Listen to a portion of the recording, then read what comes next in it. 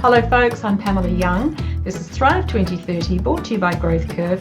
My pleasure today is to welcome Keith Ooi, who is the Group Managing Director at Knight Frank in Malaysia.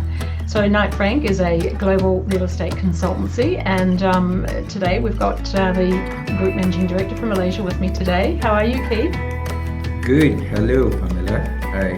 Good to see you. Thank you so much for setting time aside for us on a busy Friday afternoon. Appreciate it. So today we're going to talk a little bit about Malaysia and its environment and what's happening there in terms of investment opportunities for business. So let me just tell folks that you were the head of Cambodia for Knight Frank for a while, so you've worked outside of Malaysia, and you also studied in Australia all those years ago. So you've got a good sense of what's going on in the region. But shall we just talk a little bit about Malaysia and its economic environment over the last 3 years, just as a starting position? Tell us what's happening there. Right. Thank you, Pamela, for having me in your, podcast. The general economic landscape in Malaysia over the past 3 years, the Malaysian economic recovery has been basically underpinned by resilient domestic demand, as well as a rebound in export and of course I have to say the record-breaking foreign direct investments, particularly in the digital infrastructure like data centers. Right. So while this gain are rather impressive, what truly set Malaysia apart is the pace and the scale of its digital transformation. So the government's rapid deployment of data center guidelines, as well as strong collaboration between the stakeholders, has actually positioned Malaysia as a top destination for global tech players. So this isn't just a recovery, basically. It is a repositioning of Malaysia as a future-ready digital and logistic hub. Well, that's really exciting because most developed and developing countries are trying to achieve that. But I think you're ahead of the game there a little bit because you've already made some significant advancements in that area, haven't you? What has the government done differently to make that possible? What incentives or changes to policy have they made to attract digital players to Malaysia? Right. Basically, in terms of the investment opportunities for foreign investors, basically when foreign investors ask where to focus, and it's definitely it needs to be following the energy of the market, right? The sentiment, the pulse of the property market energy itself. So Johor transformation under the Johor-Singapore Special Economic Zone is one to watch out, as well as Penang, right up north of Malaysia, remains a very vital manufacturing and electronic hub, right? So KL, as always, where talent meets the infrastructure. So, but that isn't a case of just throwing a dart at a map, basically, right? The smart money is going where the demand is actually anchored to the rail infrastructure, as well as things like RTS link or industrial or industry cluster where it is formed. So if you want resilient, invest where policy, talent, and demand integrates together as a whole. So in terms of policies, there was rollout in Johor, Singapore special economic zones. There are tax incentive breaks that was given out to investors who are coming over to actually develop their manufacturing plants as well as any new setups, right? But what I have to say is that for the Johor Singapore Rail Special Economic Zones, it's not merely a property play. So it has to actually transform and actually be together to actually create economic value so Mm. that the entire industry as well as the development could sustain at a longer term. So let's just explain to folks the Johor-Singapore Special Economic Zone is a new initiative about 6 months ago. I think early January, February was when the two governments signed the agreement to allow that to take place. Now that is a like an industrial park, a development zone at the bottom of Malaysia where Johor meets Singapore across the causeway. And so what you're talking about is a zone where Malaysia, together with Singapore, is trying to attract foreign investors to come into that area to bring their data centers and their other tech startups to create opportunity for jobs and employment for Malaysians and also for Singaporeans coming across the causeway. Correct? Yes, yes, it is indeed. But one thing, Pamela, the Johor Singapore Special Economic Zone is more than just a cross-border sort of idea. Mm. It's indeed a blueprint for high impact collaboration, right? So it Okay. opens a door basically for shared talent pool as well as real estate spillover and integrated supply chains between Malaysia and Singapore. So, but it will only works if we actually avoid creating a bubble. So the Mm. real success will come from how well the special economic zones plug into the state and national planning. So especially infrastructure and housing together, right? So if we have done it right, and if we and I'm confident that we are heading to the right direction, and if Mm. we done it right, it will make Johor as the new powerhouse of the southern region in Malaysia. This is really exciting, isn't it? For Johor, but also for Singaporeans too, because it gives them access to, well, a very close, thriving, potentially developing city at the southern end of Malaysia for jobs and Definitely, yeah. possibilities. Now, you mentioned supply chains. Can you expand on that? What did you mean when you mentioned, to sort of the growth in supply chains? Are you talking about supply chains between Malaysia and Singapore or globally? Um, When we refer to supply chain, is basically an ecosystem of supply chain Mhm. for any industry that have actually developed their development industry in Malaysia itself. Say, for example, a tech industry, right? So the ecosystem that creates the pool of local contractors as well as the suppliers and all this ecosystem that creates a spillover to ensure that the economic value chain will be passed on and will be spilled over to all this smaller SME, we say the small, medium enterprises, businesses Mhm. within Malaysia itself. Mm.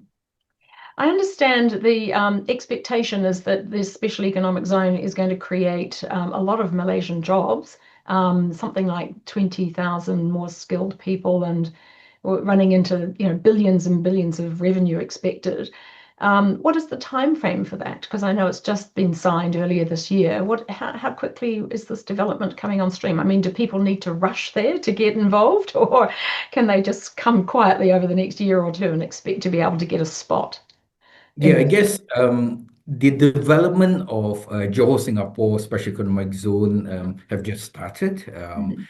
The policies have rolled out, but the clear blueprint will be coming out by end of the year. So there are momentums now heading towards attracting an engagement between the Singapore as well as the Malaysian side of engagement have actually going on quite rapidly as well. Of Mhm. course, that the reach out to regional countries as well as global investors have been carried out as well by our relevant agencies that is in Malaysia. So Mm. it is indeed kudos to them that they have actually started this entire ecosystem as well as the foundation, Mm. lying across to attract high value sector industries coming in selectively into Malaysia as the new growth for us. Mm. You already have a number of many global players who have set up data centers across Malaysia. Are you expecting them to move into the special economic zone, or are there going to be new players coming in? Um, there, there were mandates as well as KPIs that was set. There was a plan that a specific sector, high value sectors, are targeted for the Johor-Singapore Special Economic Zones. Mhm. As I mentioned earlier as well, it's not merely a real estate play. What the authorities are actually looking at is a more holistic sort of development chain where real estate play part of the entire economic values that they could actually bring ahead to Uh, Johor development itself. So what else is that? That said, in terms of the entire nation's progress as well. Penang has been courting a lot of semiconductors players, the E&E industry as well, the electronics industry yeah, coming in to invest in Malaysia yeah. as well. Yeah. So the special economic zone is under development. So there'll be industrial parks, and as you say, housing, obviously, for these, 20,000 employees that you're expecting to be working in this zone. And obviously some infrastructure development, which I believe it includes a high-speed train link to Singapore. Um, when will these Yes, be you mentioned commenced? the RTS, right? Yes, The the real connectivity yes, between Singapore and Johor itself. Yeah. yeah, So that is a game changer, Pamela, yes. for us to actually to have a seamless connectivity between Singapore as well as Johor. Yeah, so when will I be able to jump on a train in Singapore and get to the special economic zone? Is it this year, next year? Um, the RTS is targeted to be completed by 2026. Uh-huh. So with that, then of course, to be honest with you, I think what needs to be considered as well is besides the rail itself, the final mile on how are we going to disperse the crowd as well is very important to Mhm. ensure that it is able to actually have a seamless disbursement of crowd when we have tens Mm, of thousands of commuters coming across and moving forward mm, to Singapore on a hourly basis. mm. Because you already have something like 350,000 Singaporeans coming into Malaysia and 500,000 going from Malaysia to Singapore every day to work, I think. Yes, Yeah, so yes, there's already yes, a, it does. a, a large traffic flow. So what you're saying is when the rail link to the special economic zone is completed, that's going to bring a lot more people. So you need Definitely, to yes. need to make sure that the infrastructure is there to get them around the zone. Correct. Yes. Yeah, I understand. Fantastic. So that's going to be mostly data centers and technology and digital businesses, and the semiconductors and the high speed or the high value manufacturing will continue to remain in the Penang area. Yes, it does. Mm, So, if we relates back to, what about property, right? What are the opportunities that exist mm, for property as a whole in Malaysia. I think, as I mentioned, I think the Malaysia real estate story is actually shifting. The industrial and logistics spaces are actually booming, and basically it has also driven predominantly by the e-commerce and trade sector, right? Mm, So in terms of offices, um, it's all about flexibility, flight to quality, as well as ESG compliance building. So grade A mm, green rated spaces are actually commanding attention. mm, So, as well as in terms of residential, um, we are also seeing a fairly healthy bounce back from the pandemic era, mhm, especially in landed as well as selective, high-rise development near the transit economic sort of zones, as well as transit the TOD, transit oriental development, where developments are actually developed within the real, the railway stations, as well as the last mile stop, where mm, developments are actually creating more spaces, or as well as accommodation for commuters, or for the entire pool of talent. mm, So places like Iskandar Putri, as well as Greater KL as a whole, mm. are actually pulling in buyers again. So, but let's not sugarcoat it. That isn't actually I would say a speculative market anymore. It is about location, purpose, as well as long-term value that are actually created. Yes. I think that's the key, isn't it? That each of the major states that are attracting foreign investors have a specific sector that they are welcoming. And as you say, in the South, especially economic zone, it's quite digital. Penang is around electronics and high value manufacturing.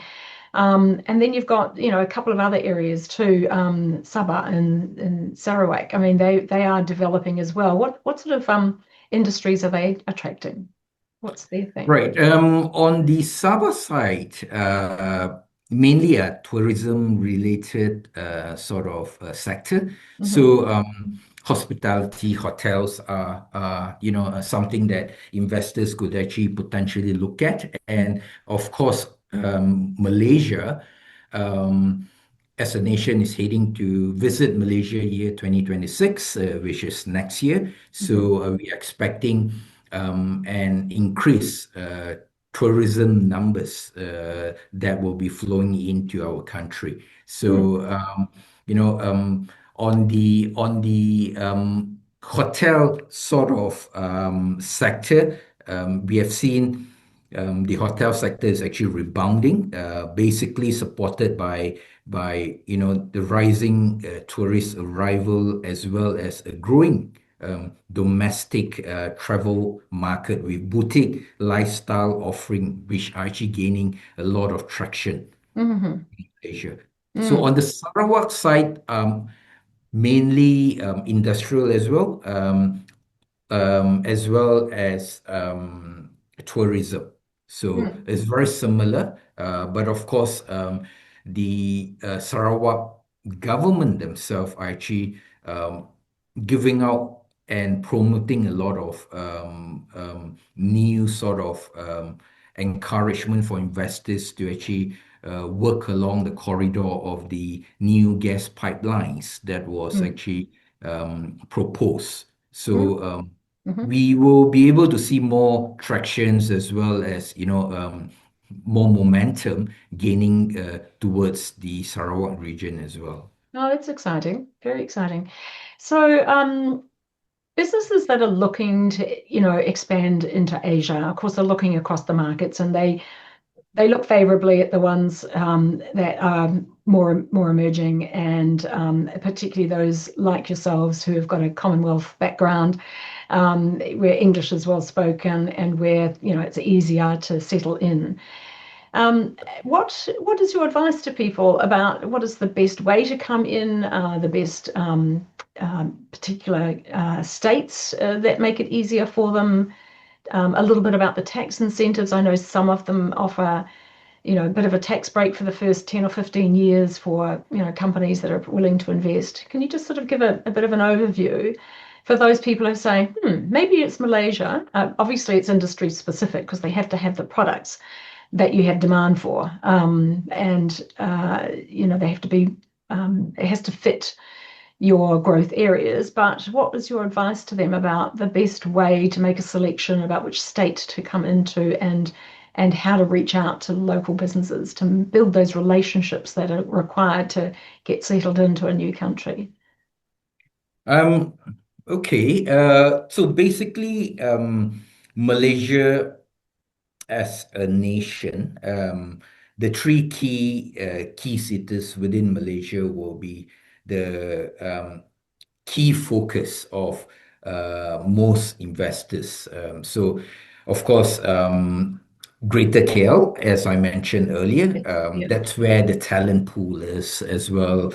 That meets with the infrastructure that is available within the Greater KL itself. Then we spoke about, of course, Johor is the new gem of the entire prospect of development, where the Special Economic Zone have actually rolled out, and of course, then Penang is the other sort of key cities that potentially investors is able to look at, right? So Malaysia is actually standing at the moment as a real potential, as we said, right? So purely because we are stable, we are growing, and we are aligning our policies with where the future is actually headed, right? So Mm, digitally, sustainably, as well as regionally. So mm, investors who wants predictability as well as any upsides or sense of purpose in their portfolios. And I do believe Malaysia ticks all the three boxes, right? mhm, So, but here's the honest truth. We can't afford to actually coast, right? So for mm, Malaysia to truly lead, we need a more seamless policy execution as well as better interagency coordination mhm, between the state as well as the federal government, and as well as serious investment in talent development. So mm, the pieces are all there. mhm. So the one who actually wins here will be those who actually moves in early as well Okay, as that's a good smart, point. right? First to market. Yeah. Yep, yep. So agencies as well, I think we have multiple agencies Mm, for handling investment, for handling foreign investments. There are MIDA, there are MITI, these are Matrades, as in, and invest Johor, invest KL, invest Sarawak, invest Selangor. mm, There are multiple sort of agencies who actually help as mm. well as facilitate the move of any businesses, and it's a one-stop center, right, Yes, Pamela, for yes. for new investors who is willing to actually set up their investment in Malaysia. Yeah. So set up a company in Malaysia. I think you have to have a couple of two directors um, and some local staff as well. There's a requirement, isn't there, for the size of the business uh, and the investment that you have to set up a company there. That's right. Yeah. Yes and no, I would Mhm. say. But if you could actually come in as a foreigner on the program of Malaysia, My Second Home. Yes, Yeah. So those are basically the for options. expatriate and options for Yeah. for foreigners who wants to retire here, or Yes. set up their own small businesses and whatnot. Yes, you could Yes. actually go through that route of coming into Malaysia as well. Yeah. Look, I know there are a couple of global organizations, some of wwhom I've interviewed on Thrive 2030, who've said we set up in Malaysia because you offered very significant tax incentives the first 15 years to make it attractive to them, but also because of the cost of labor there. So they put the regional hub in Malaysia as opposed to Hong Kong or Singapore, because you have highly qualified people, as you say, around the greater KL And area. very cost effective. Very cost effective, yes. Yes. Yeah. Relative to the those other places where people used to put their global or their Asia regional centers in Hong Kong and Singapore, and that now they're That's coming to right. you instead, which is great. Yeah. Yeah. Yeah. So, what is the sort of focus of Malaysia with regard to ASEAN, and how do you manage the ASEAN relationship, and what should we know about that? Um, as you know, we are the chair for the ASEAN sort of summit that was happened, I think, about a month ago, Mm-hmm. about 2 weeks ago. So, as we look at Malaysia positioning ourselves in the ASEAN or even at the APEC countries, right? So, of course, strategic location at the heart of ASEAN is where we are, and of course, we do provide a robust connectivity as well, digitally, be it digitally or even physically. Mm-hmm. Um, as well as you rightly mentioned, Pamela, earlier on the competitive cost base that with high investors' confidence that we are actually offering as well, and the access, right, to skill bilingual sort of and cost Mm. efficient talent pool. I think that's the entire offering that Malaysia has been part of the ASEAN country, or APEC in particular, would be able to actually offer an alternative destination for investments. Mm-hmm. Yeah, this is good. This is really, really good. I mean, Malaysia has come on so much in the last decade or so. And I know, as you said to me, it was a little unstable for a few years, but the last 3 years, you've really pulled through with some great initiatives. And I think the Special Economic Zone, investing in that part of Malaysia, which, I mean, I lived in Singapore for a long time. I used to spend a lot of time, playing at the weekends around Johor, and, always wondered why it wasn't more developed. But hey, you've done that now. You've got the Special Economic Zone. You've got this investment with Singapore, and I'm really excited for you to see how that's going to evolve, over the next 5 to 10 years. Because as you say, it's going to be a year or two before that, the rail link occurs, and of course in your business, it takes longer than you think to develop the infrastructure, build the buildings for people to work in and people to live in and socialize in and so forth. So I Yes, presume I definitely. presume Knight Frank has got a big role in that, in the development of the buildings and the infrastructure there. Well, we have a presence in Johor Mm. as an office. We have a team working on the ground as well. Mm. But as well as we are trying to actually be part of the entire sort of hype of this special economic zones. We are publishing our first special Johor-Singapore Special Economic Zone white paper. We will be launching it in August. Mm. That's a a partnership and a research paper that we have actually conducted together with our Singapore office. So that's really interesting Mm. to showcase what Johor could actually offer as an alternative Mm. investment destination. Mm. Fantastic.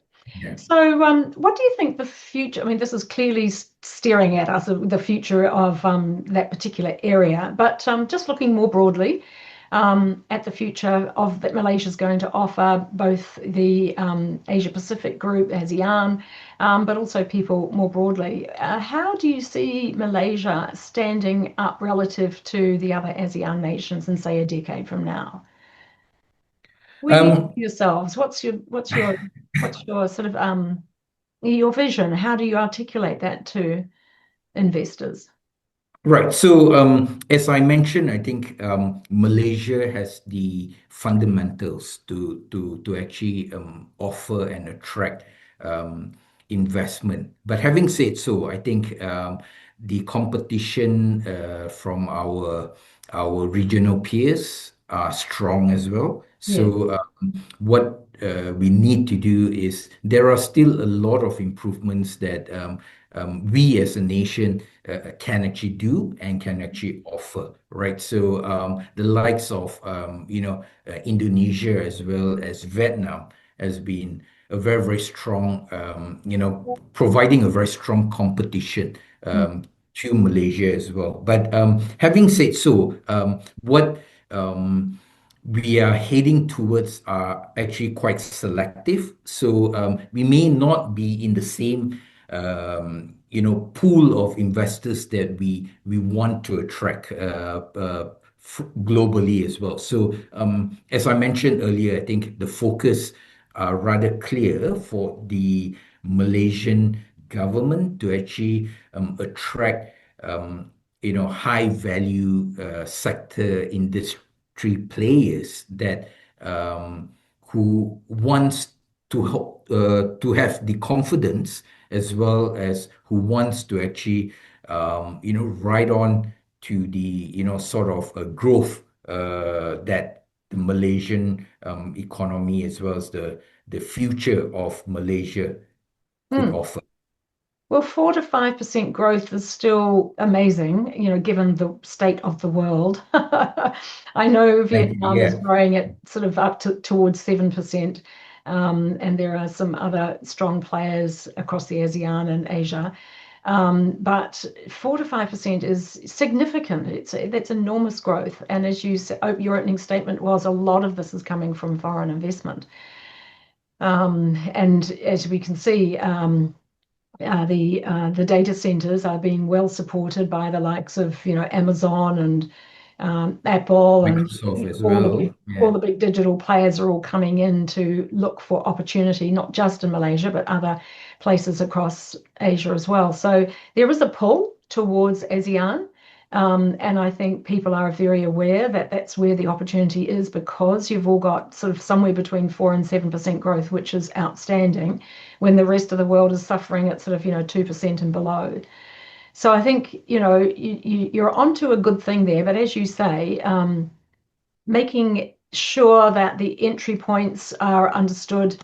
I know you've got a lot of different government institutions, that and invest, as you say, invest Johor, invest Sabah, invest Care. Yeah. Penang. All these organisations are a point of reference, aren't they, for people to call on? But what we're all looking to see is where we can fit in. Obviously, as I said at the start, you've got to fit in by having the right offer, and you're pretty well developed as a nation. So you're looking for mature and sophisticated solutions to business problems. So other than digital, I think another area that is on your radar is healthcare and aged care housing and things of that As well as nature, education as well. I think, and education. yes, yes. Yes. So outside of the digital space and outside of the electronic space, there are opportunities for both healthcare and education in Malaysia for foreign investors who bring something special in that area. That's right. Yeah. So, as we know, I think we are heading towards the aging sort of population, economy. So I Yeah. think wellness, sort of healthcare, aged care sort of developments are we are seeing a lot of this concepts, developments actually popping up, Yeah. and these are the new sort of um, alternative investments that foreign investors could actually have a hand in it, so Mm. that that could actually um, you know knowledge transfer as well. What works well in their country could actually bring it forth to the Malaysian platform to actually move and raise the bar of wellness as well as education as well as Hmm. healthcare sector. Hmm. So on the education front, you have, I'm presuming, I haven't really sort of thought about this, but when I was in KL recently, I was astounded with the growth that had occurred there in the last decade. It's phenomenal how big the population is there now. I think it's about 8 million, isn't it, in Malaysia alone? Sorry, in KL. On the greater Kuala Lumpur itself, yes, we are close to about, I would say about 10 million 10 in million. total, but that's Kuala Lumpur and Yeah. Selangor. So Yes. that's defined as Greater KL itself, Greater right? So, KL. but if Yes. it's on the CBD, Kuala Lumpur itself, I think we are having about 2 million Yeah. population. So, yeah. Yes. So coming back to that education conversation, what are the sort of opportunities there? Obviously, you have representation from global universities and schools in KL, but are they looking for education in other sectors like manufacturing and electronics and digital? Are people looking to upskill people in those sectors as well? Is it about upskilling there? Yeah, definitely. I think what I've mentioned as well, the ecosystem, right? So upskilling the talent pool that Yeah. that currently that we have. So Mm. um, education is one of the sector definitely that's an emerging opportunity for a lot of players out there. But Yes. what happens is that on the fundamental education syllabus that we have, basically the government as well as the private schooling sector as well, right? So on the international syllabus, we have seen a massive growth in demand where majority of the parents are actually sending their kids to international syllabus rather than the local syllabus. So there's an angle that an opportunity for education sector in that space as well. When you say they're sending them to international syllabus, you're saying they're sending them to international schools in Schools, yes. Malaysia. Yep. In Malaysia. Yes, Yes. that's right. In Malaysia, yeah. Yes. Yeah, look, the Malaysian students that I come across in Australia and New Zealand are, world class. So they're well Thank prepared, we you. know that.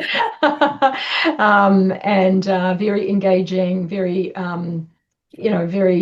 easy to slip into the local culture as well. So that you're doing a fantastic job in preparing them for the world. And if I go back 20 years, we weren't all very good at that. So as an international city, there's a great sense of understanding the cultures. Now, there's one thing I learned recently, which I think is a really interesting fact about Malaysia. And I don't know what value or relevance it's going to have for people who are listening to this vlog as we're talking about foreign investment opportunities in Malaysia. But the interesting fact, which is I'd just like to get your view on, is that I learned recently that each of the states has a king for 5 years.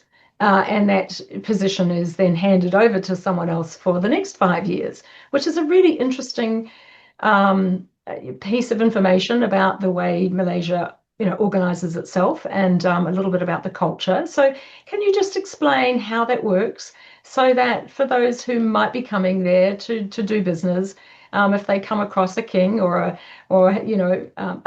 talking to people about it, they might understand this very interesting notion, which we don't see in many other countries. Yes, Pamela, you have rightly said it. I think I will not touch on this royalty thing much, but as a matter of fact, I think each state will have a head of state, Yes. which is a sultan, right? So it Yes. is, yes, you're right. Every 5 years, there's this rotation of being done, and so each states with their head of states will have an opportunity to be the king of our country, right? So that's how it works, and it is part of our constitution as well as our legislation as well. So yeah. Okay. So, what would your sort of, helpful advice be for people that are listening and thinking, well, we better get going. Where should we go first? How do they get started on their journey into Malaysia to do business there? Right. I The simplest way is that in Malaysia, is one of the destination that you intend to actually move forward. I Mm, think getting in touch with consultants is important. Someone like Knight Frank could actually assist you in all your real estate's needs. hmm Of course, you have some tax consultants and legal consultants who actually give you an overview on what sort of tax structures that you will get into, as well as some legal advice on how to set up your entities and which part to look out for. So I think these are some fundamentals that understanding that any investors would like to know prior them getting physically themselves into the country itself to invest. mm, So mm, we have seen fairly on inquiries coming in as well lately, That's good. from the Chinese as well as other um, regions Yeah, to actually inquire what's the investment opportunities that they could actually look at, as well as you mentioned, the focus area on which state should I get into, as well as where lies the sector opportunities that they could actually look for. mm, So and as well as then in terms of office setup, any sort of real estate needs. I think any real estate consultancy mm. a firm is able to actually help you to map out the entire journey that Yeah, from inception right up to operations as well. Yeah. yeah, fantastic. Well, I'll be up there again soon. I look forward to visiting you in Kuala Lumpur. Looking forward, Pamela. Looking forward to it. Definitely. And I'm really keen to get down to that special economic zone. Maybe I'll come across from Singapore on that must have some other transportation to get there into all that new rail. But yeah, really looking forward to seeing the development in the south. That's a very exciting venture, and I think that it's going to create a lot of hype in the region. Definitely. Yeah, Yeah, absolutely. definitely in the next Absolutely. few Yeah. years. So thanks so much for meeting me and talking with me about that special economic zone, particularly because I was very interested to hear how that was going to come together and your role in it. So it's been fantastic talking with you. Now, listen, the last question I ask everybody who is a chief executive or a group managing director or a chairman, because you're there looking out at the world and your job is to have an eye on what's going on around you. My last question is, if you found yourself in a new role in the future called CEO of the world, what would be on your agenda to address in the first 100 days? Um, I know it's I Environment, know it's I an would say. unexpected curly question, but Yes, it is. It is. I'm not expect, you know. I guess something that we need to actually work on is, unity. As in, I think that's absolutely important to ensure that, for be it globally or be it in a company or as a country, I think being united is you could do way much more than I guess bringing unity, fairness be it on trade or be it on, any relationship. I think that's crucial. So I think Mm. the first thing I would probably address is unity and getting everyone to work with one another so Mm. that as collectively as a group we could achieve better things in the future. Yes, I think that's top of mind for a lot of people right now, isn't it? Because it's such a tough world out there, and there's such a lot of squabbling going on in so many different places.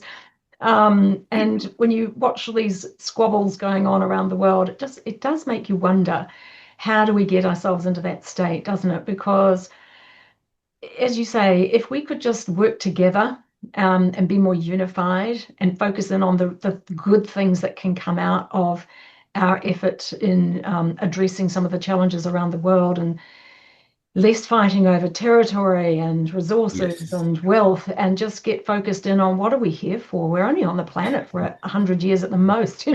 Some of us are lucky to be here only 60 or Yeah. 70 years. Mhm. So what are we put here for? And why don't we focus in on doing some really good things while we're here? Exactly. I mean, I'm going to live to 100, Keith, because that's my goal. I Yeah. keep saying it. It's my, like I put it out there as a destination, but I do think that that's a great suggestion, which is to focus on working together and focusing in on the win-win out of those relationships. Absolutely. All right. Well, look, it's been great having you on Thrive 2030. It's lovely to spend some time with you. Thank you, Pamela, for having me on the show again. All right. My You're pleasure. welcome.